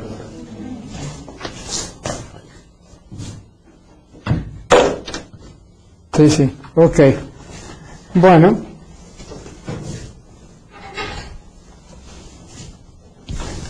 Durante muchos años no se supo bien cómo interpretar las ecuaciones de Maxwell, del campo electromagnético. El propio Maxwell intentó dar una interpretación mecánica y falló completamente. Y la gente no quería aceptar las ecuaciones de Maxwell porque no veían que tuvieran un significado mecánico. Y puesto que reinaba, es una cuestión filosófica, reinaba la concepción mecanicista del mundo en aquella época, entonces muchos se resistían. Por ejemplo, los franceses se resistían por dos motivos. Por eso y además porque Maxwell no era francés, ¿no? Claro, estaba Ampère, que era el rival. Y más aún, si se ve la literatura del siglo XVIII, durante todo un siglo y pico después de Newton, la gente todavía discutía acerca del significado del concepto de masa. ¿Qué es inercia? Cantidad de materia, ¿qué es? Hasta hace muy poco. A Mach no le gustaba el concepto de masa, trató de eliminarlo, de definirlo en términos de aceleraciones. Durante 2 siglos, más de 2 siglos, prosiguieron las discusiones. Los conceptos que se refieren a cosas o a propiedades no visibles, como el caso de masa o el caso de la curvatura del espacio o lo que fuere, siempre dan lugar, son oscuros al principio, se tardan años, tal vez siglos, en dilucidarlo. Ahora yo creo que una filosofía clara puede ayudar a dilucidarlo. Y toca el pensamiento claro en general. Más preguntas. ¿Cómo ha expuesto este asunto? Seguramente no habré entendido bien, pero no veo claro cómo salimos del constructo para llegar al objeto. Referencia. Tenemos acá un signo, una palabra, lo que fuera, que designa a un constructo y que a su vez el constructo se refiere a algún objeto que puede ser a su vez conceptual o puede ser real. Entonces, cuando pensamos acerca de números primos, cuando pensamos acerca de cosas tales como borrador, etcétera, pensamos con conceptos. Formamos con los conceptos proposiciones, etcétera, que se refieren a esas cosas o a esos objetos conceptuales, etcétera. A veces hay alguna ambigüedad, no sabemos bien cuál es el referente, pero eventualmente se puede aclarar.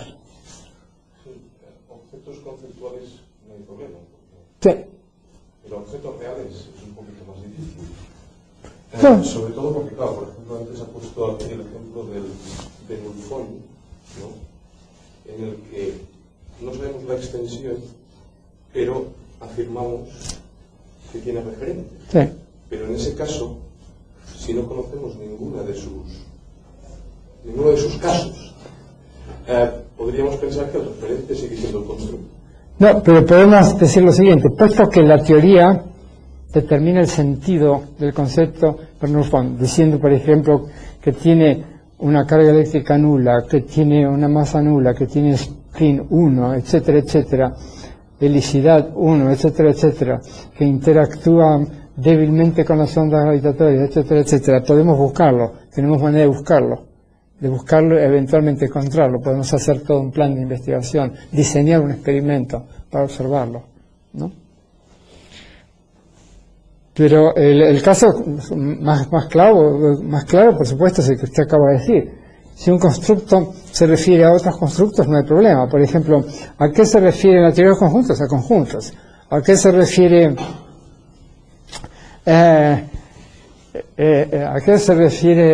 la teoría de grupos? A grupos, etcétera.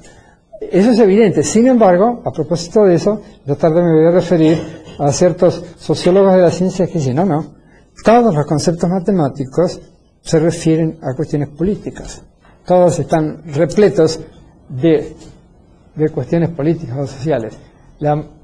Por el hecho de que la investigación matemática se da en una comunidad científica que a su vez está sumergida en una sociedad, ellos creen que los constructos matemáticos ellos mismos están permeados de ideas políticas, ¿no? No se sale de lo. Nunca han hecho un ejercicio como este, averiguar cuál es el referente. No tienen teoría de referencia, hacen afirmaciones dogmáticas, ¿no? Que es lo más común en la vida diaria y en la filosofía. No solamente en la filosofía escolástica. Sí. En la teoría del sentido 2, se ha dicho el sentido de una fórmula, por ejemplo, sería sus antecesores y sus sucesores. Sí. Pero la progenie es infinita, ¿no? Claro, así es. Y entonces sería una dificultad, ¿no? Porque muy buen punto este. Es decir, que nunca conocemos exhaustivamente el sentido de un constructo, porque justamente una teoría está compuesta de infinitas proposiciones, de las cuales conocemos solamente algunos, los teoremas que ya han sido demostrados. Pero ese es un subconjunto miserablemente pequeño en comparación con el conjunto potencial, ¿no? Sí, completamente. Entonces se va enriqueciendo, a medida que la teoría se va desarrollando, se va enriqueciendo el sentido conocido, la parte conocida del sentido. Hacemos la misma cuando decimos que una teoría es el conjunto de las consecuencias de sus axiomas, si es que ha sido axiomatizada. También, ahí ese conjunto es infinito. Entonces, conocemos solamente una parte de eso y tratamos con solamente una parte e intentamos enriquecer ese conjunto conocido. Y luego, si una misma teoría, bueno, puede ser organizada de distintas maneras. También. Entonces, lo hemos de considerar como teorías distintas. O sea intuitivamente nosotros decimos que es la misma teoría. Entonces, por ejemplo, la mecánica del punto, una fórmula como el teorema del trabajo, pues puede, en una cierta manera, puede ser una consecuencia de unas fórmulas y de otra manera de organizarlo de otras. Entonces, su significado sería distinto. Sí, es contextual. En efecto, es contextual, depende. Por ejemplo, la mecánica del punto a la que usted punto material a la que usted se acaba de referir, se puede enunciar como lo hizo Newton, o en forma lagrangiana, o en forma hamiltoniana, y otras más, ¿no? Y entonces hay ciertos enunciados y ciertos, por ejemplo, acá y acá el impulso se definen, el impulso de lineal se define, acá no. Es primitivo. Entonces, el significado del impulso en esta teoría va a ser levemente distinto de lo que es en estas, ¿no? Acá, en cambio, acá la velocidad es definida, lo mismo acá, y acá, pues acá también es definida, sí, pero en cambio el Q no. Sí, en efecto, es así. Es contextual. Por eso siempre hay que referirse al sentido del constructo tal en tal teoría. No así la referencia, en la referencia no importa. Tiene también en este mismo contexto un cierto problema hablar de verdad parcial. Lo digo porque parece presuponerse que existe una verdad total, que no siempre se puede afirmar. Y sobre todo porque es muy fácil no saber a qué dominio hay que aplicar el concepto de verdad parcial, porque uno puede no saber si en aquel dominio existe una verdad tal o no. Por ejemplo, cuando hablamos de números primos, la serie de números primos, hay verdad parcial. Es casi ridículo decir que nuestra serie, ¿verdad?, con nuestro conocimiento actual, que cuál es la serie de los números primos, es una verdad parcial, porque al fin y al cabo, si no hay verdad, no sabemos si hay verdad tal, ¿para qué vamos a decir que es verdad parcial? Es decir, el uso de parcial, lo digo porque me suena como muy a, quizá porque también lo usaban en este sentido otros sistemas totalitarios, más o menos, y tal, la verdad total, de absolutas y parcial y tal. En su sistema me encaja poco. No, momentito, hay que distinguir verdad parcial de verdad relativa. Son dos cosas diferentes. Aunque gente tan distinguida como Lenin y Max Planck, y bien diferentes, las han confundido las dos.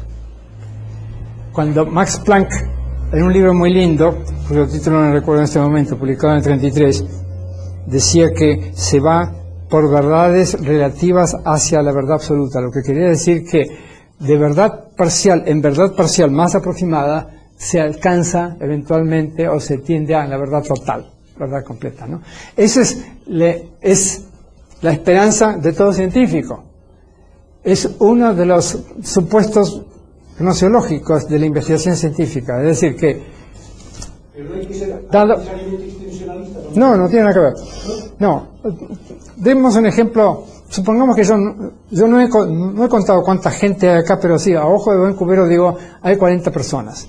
Entonces, la población de este territorio es 40. Después los cuento. Supongamos que encuentro que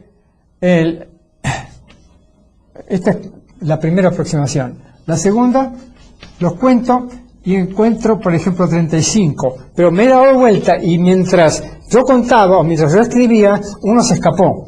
Entonces tengo que hacer un nuevo recuento a otro instante. Y entonces 34. ¿Es grande el error? Acá no, es 5 en 40, es un poco más del 10%. No es grande, es una buena aproximación. Esta también es una buena aproximación. A esto, ¿no? Hay algoritmos, hay métodos para mejorar las aproximaciones sucesivas. Hay métodos en la matemática llamada aplicada. En la matemática numérica, el cálculo numérico consiste en eso. ¿Cómo se calculan, por ejemplo, las tablas de funciones? Yankee Emde o las sucesoras, que ahora ya no hace falta porque hay programas de ordenador, pero ¿cómo se calculaban? Se calculaban se calculan con desarrollos en serie, se toman los primeros 10 o los primeros 20 o los primeros 5 términos, ¿no?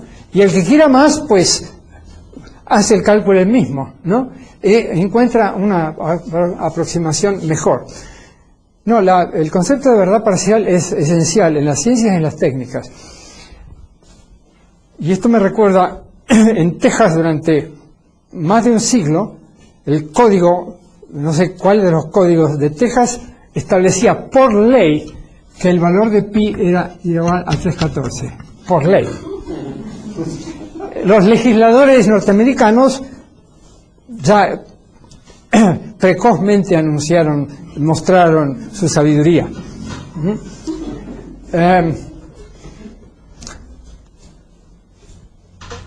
Entonces, el error aquí es del orden de este orden, un poco más. Sí, es de este orden. Entonces, la verdad, el grado de verdad de esta proposición es igual a 1 menos el error, que es, o sea, su grado de verdad es muy elevado. 0,999, ¿no? Es muy elevado.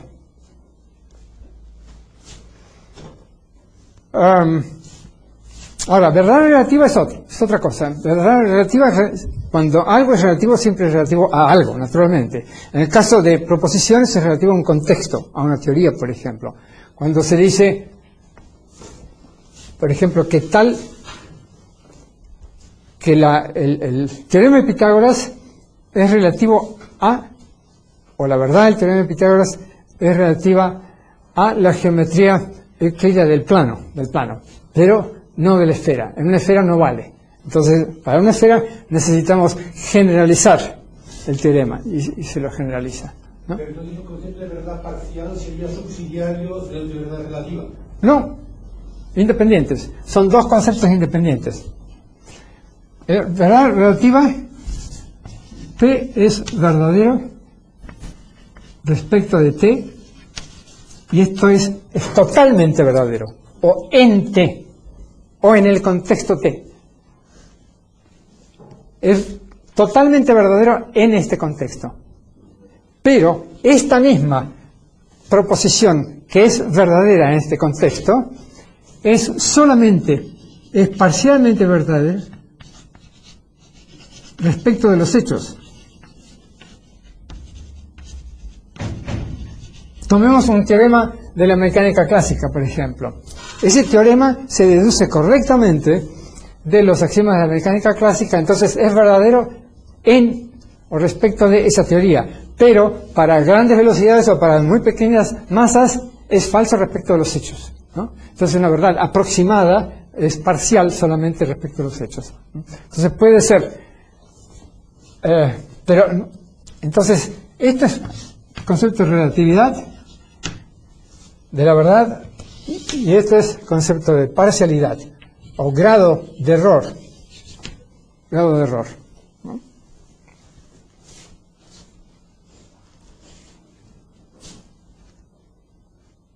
¿Más preguntas? ¿Más objeciones? ¿Más refutaciones? ¿Más confirmaciones? Bueno, si no, hasta mañana.